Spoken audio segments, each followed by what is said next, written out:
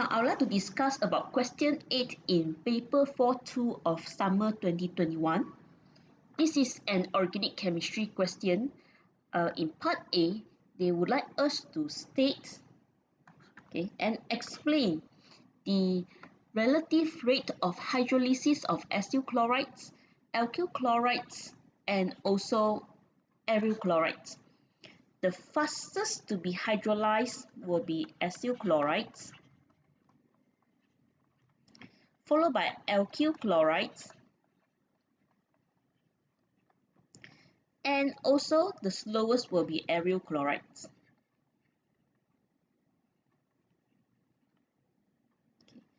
Acyl chloride, the functional group is C double bond OCl. Alkyl chlorides will be halogenal alkane, so RCH2Cl. This is just an example, and aryl chlorides will be a benzene attached to a Cl. So there's CCl bond here also. So during hydrolysis of these chlorides, the CCl bond is to be broken. Right, so now I gain 1 mark by writing this correct order from fastest to slowest. Now I need to explain, this time I need to explain why is the order like this. And 3 marks are allocated to this question. So I have another 2 marks to gain from explaining. So I'll normally only explain the fastest and the slowest. Now, if you want to explain the one in the middle, of course, that will also gain you some mark. Okay, so doesn't mean that if you explain the middle one, you won't be gaining marks. Okay, you will be rewarded marks also. Right, but I prefer to explain about the fastest and the slowest. Now, the fastest acyl chloride, meaning the CCl bond is the weakest among these 3 CCl bonds, right? So it is because the carbon in the CCl, in acyl chlorides is actually also bonded to an electronegative oxygen atom. Sorry, misspell. Now, because oxygen is also electronegative, Cl is also very electronegative. So this CCl bond is weakened. So making it the weakest among these 3. Right, now let's explain why the CCl bond in this aryl chloride is the strongest. Since this is the weakest, this is the strongest. That's why it is the slowest in hydrolysis to be broken. Right. So of course that CCl bond is stronger because the lone pair on the Cl in CCl is delocalized. Delocalized into the pi ring system of this benzene. Now, since it's also delocalized, this CCl is stronger because now it is partially double bond.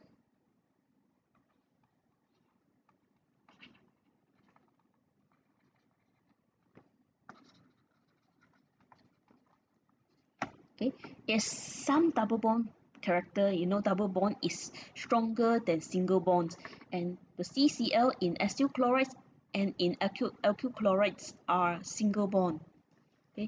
Unlike this one, it has a partial double bond character. So now the CCl here is stronger. Right, 1 mark here, another 1 mark here. So I gain 3 marks by writing all this. Now we have solved part A. Now let's go to part B. Now part B is about another compound, remifentanil drug, and this compound has a few functional groups. You can see that there is ester,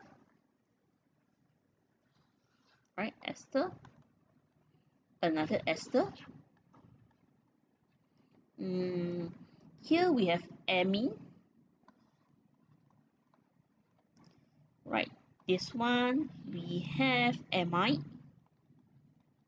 Okay, I'll just ignore the hydrocarbon functional group. Of course, you have alkane, okay, you have benzene, but okay, I'll just ignore that one first because this question is about hydrolysis under acidic conditions. So we are going to get three different organic compounds here. Ester, amine, amide, okay, ester again. So which one of them can be hydrolyzed under acidic condition? Amide, okay, ester. Now, amine cannot be hydrolyzed under acidic conditions. So I'm going to erase amine. So that, we know that what I've circles are what can be hydrolyzed under acidic conditions. Right, for ester, C double bond OO, during hydrolysis, okay, break the CO bond and you will get carboxylic acid, okay, and also an alcohol. Now, amide, you have to break the CN bond and you will get a carboxylic acid, okay, and an amine. Right, now, so I will have to break these, okay, all together 3 different bonds. And at the end, I use different color to circle the products that we are supposed to get. Okay, the parts are 1, right, 2, 3. I circle the smaller one. Okay, let's change another color. Okay, green maybe. Okay, and the biggest one in the middle. Okay. Now, I'll draw the smaller products, the structure of smaller products. This part, okay, will become alcohol, okay, because it's the O part, okay, becoming alcohol. So number 1, I'm going to get a CH3OH from here and here. Now these two, these two parts will give me methanol, both also methanol. So I'll consider that as only one type of product. Okay, although they say 3, but you see there are 4 different parts, right? Because these two will give us the same type of products, which is methanol. Right, now let's look at number 2. This smaller part from hydrolysis of amide. C double bond O, C double bond O, so it become a carboxylic acid. So I'll get a CH3, CH2, COOH, a propanoic acid. Now, I'm done with the smaller compounds. Now, let's look at the middle one, the huge part after hydrolysis. Now, let me use the green color. Okay. Number 3. So, I'll copy down all these parts, okay, in the middle because they were not affected during the reaction. Okay, this part will not hydrolyze. So let me write down the N, okay, the double bond O. Here I have the double bond O, and this N is bonded to a benzene. Okay, now C double bond O, C double bond O in ester will become carboxylic acid. So let me add OH. Let me add OH here also. And this from amide become amine. Right. So NH2. So done. I got the three compounds, okay, formed when remifentanil is completely hydrolyzed. Right, okay. So draw this on the in the space given in the question. You are given two smaller boxes and a bigger one, okay, in question paper. So this is like kind of giving us a hint that two compounds are smaller and another one is big, because Cambridge exam papers will always give us sufficient space to write down our answer.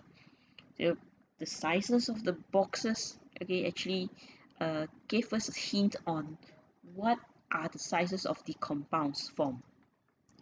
Right, that would be for part B. Now let's look at part C. Part C is again another completely different compound. Compound Y with the molecular formula C5H10O2. Now this compound reacts with sodium carbonate to evolve bubbles of gas. Now sodium carbonate reacts something to give gas. That gas is CO2. This is very obvious. Now what can react with carbonate to form CO2? That compound must be an acid. So compound Y is acidic. Compound Y is an organic compound and it is acidic. Now there are few acidic compounds in the among all the functional groups that we have learned in AS and A2. Carboxylic acid, right? Acyl chlorides, phenol. Okay. Now these three are acidic, but phenol cannot react with the sodium carbonate, and we do not have enough number of carbon, okay, to give us a phenol. Okay, so phenol is out. Acyl chloride in the formula we should have Cl, but there's no Cl in compound Y, so acyl chloride is out also. Therefore, okay, Y can only be carboxylic acid. Now, if we know that okay, Y is a carboxylic acid, so it has a functional group of COOH. Now, why do I write down this one? Because I want to use the reduction method again. C5H10O2. So that will be a COOH. So I've solved that partial structure of Y. So I'm minus COOH, CO2H. Okay, that means I still have 4 carbon, 9 hydrogen, 0 oxygen to solve. So this Y is dissolved in D2O to produce this NMR spectrum. That means the peak for this OH in COH, okay, does not appear in this spectrum. Yeah. So all these three peaks, okay, they are only for the C4H9. So that means we are now solving the hydrocarbon portion of the molecule now. Right, now I want to write down the splitting pattern for all three peaks. Let me use another color. Okay, we are now progressing into the other part of this question, which is to solve the structure by using this NMR spectrum. Okay, use this information, we suggest a structure for Y. Right, this is a doublet. This is a multiplet. This is another doublet. Doublet means n plus 1 equals 2. So n equals to 1. Neighbor has 1 hydrogen. Okay, so neighbor is CH. This again, n plus 1 equals 2, n equals 1. So again, neighbor has 1 hydrogen. Neighbor is again CH. Right? So these two hydrogen, okay, they are having the same neighbor. They share the same neighbor, and that neighbor is CH. So that means CH is the one produces this multiplet because now it is bonded to so many different neighbors, total many hydrogen. Yeah, bonded to more than one neighbor.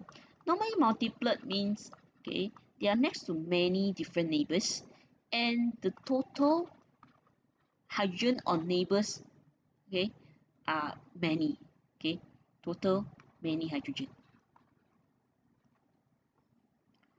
Right, okay, so I've solved CH also. Okay, you see all information lead me to CH. Again, minus C, 1C, 1H. So I still have C3H8. This C3H8 will be under these two doublets. So these two doublets, they are 8 hydrogen, okay, because this is proton NMR, right? 8 more protons. Right, since I do not have more information okay, about the C3H8, I will start solving by putting CH first because most information told me about CH. Right. So we progress to the next part. Solving the structure, I use another color. Now let's use red color. So this C is bonded to 1H. Okay, bonded to many neighbors. But don't forget we still have a COOH. Is this CH bond next to the C double bond O? By looking at the chemical shift, no, it is not because it's less than 2. If you look at the table in data booklet for the proton NMR, next to C double bond O should be 2.223. So this is before 2. So CH is not bonded, okay, it's not directly or adjacent to the C double bond O. So I'll say this C is bonded to another 3 more carbon, and one of them is next to the COOH. This is the one next to COOH because of the chemical shift around I think 2.2, right? So this is the one, okay, next to CH, also next to C double bond O. Right, so you see we have found the 3 carbon. We still need 8 hydrogen.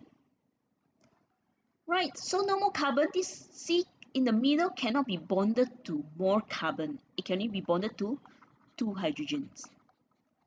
Okay, found 2 hydrogen, 6 more hydrogen. Right, so let's say I put, okay, let's say I only minus 1 carbon here for the CH2. So I have C2H6. Now, if you have practiced enough, you look at the C2H6, you know that it should be 2CH3. So that means these two are CH3. Even if, okay, you do not know, okay, you cannot get the 2CH3 immediately, by looking at this NMR spectrum, we still have C2H6. So all 6 hydrogen under this peak, they are supposed to be in the same chemical environment. So all 6 hydrogen in the same chemical environment, these two, okay, this part must be symmetrical, so it can only be 2CH3. So, ta-da, we solved the structure of Y. Okay, so this is the structure of Y. This is actually 2CH3. Now, so let's look at part 2. Okay, part 2, they want us to fill in this table. Okay, it's the sequence that I like. I always like to solve the structure, then only fill in the table. Okay, I think that is actually more understandable compared to filling the table first, they only solve the structure.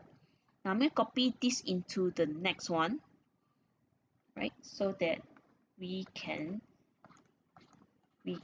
use the structure, and then okay, decide what to fill in the table. Okay, the 0.95. 0.95 is for both the CH3.